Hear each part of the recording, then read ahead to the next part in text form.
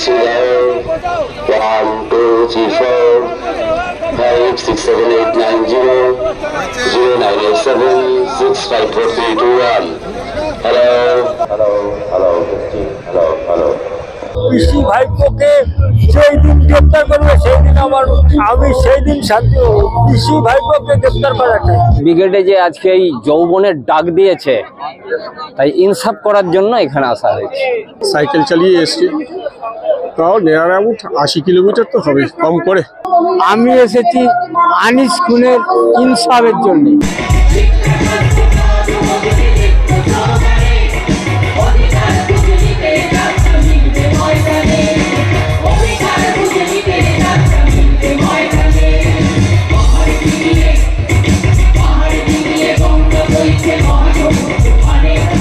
সরকার আর ক্ষমতায় থাকতে পারে না, যেদিকে কান দেবে চোখ দেবে দুর্নীতি আর দুর্নীতি দুর্নীতি।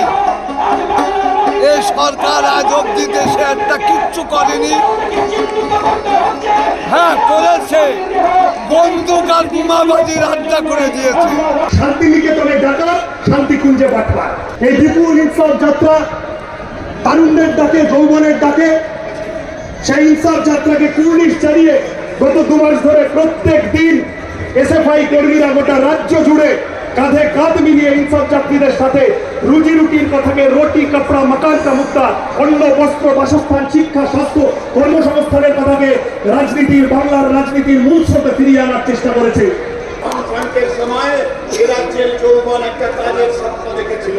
বামফ্রন্টের সময় পশ্চিমবঙ্গের মানুষ তাদের ছেলে মেয়েদের জন্য একটা আশাবাদের স্বপ্ন দেখেছিল। লড়াইয়ের শর্ত হবে রুটি, লড়াইয়ের শর্ত হবে রুটি, লড়াইয়ের শর্ত হবে স্বচ্ছতা। আর সেই শর্ততেই গোটা মাঠের দখল নেবে মূল এজেন্ডার কারিগররা।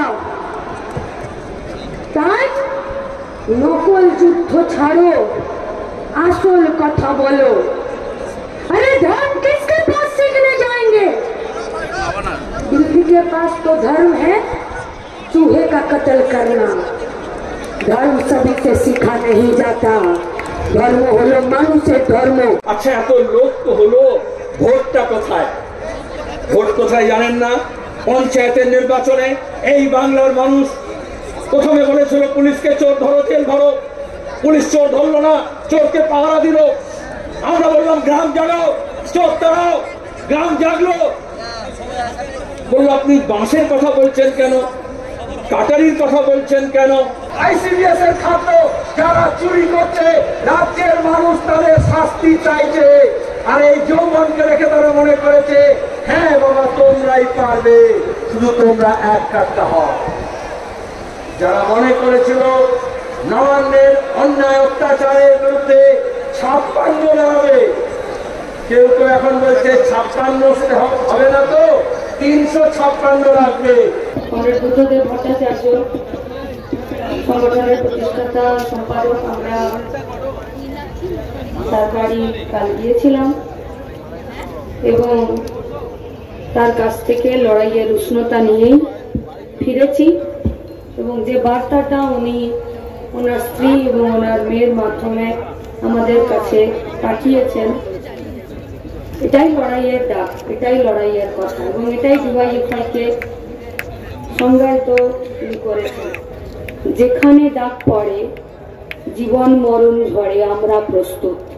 যেখানে ডাক পড়ে জীবন মরণ ঝড়ে আমরা প্রস্তুত। 7ই জানুয়ারি ডিওয়াইএফআই এর ডাকা ব্রিগেড সমাবেশের মঞ্চের সুর ছিল এটাই। আর সেই সুর বেঁধে দিয়েছিলেন খোদ প্রাক্তন মুখ্যমন্ত্রী বুদ্ধদেব ভট্টাচার্য। তিনি শারীরিকভাবে উপস্থিত না থাকতে পারলেও মানসিকভাবে সম্পূর্ণভাবেই ব্রিগেড সমাবেশেই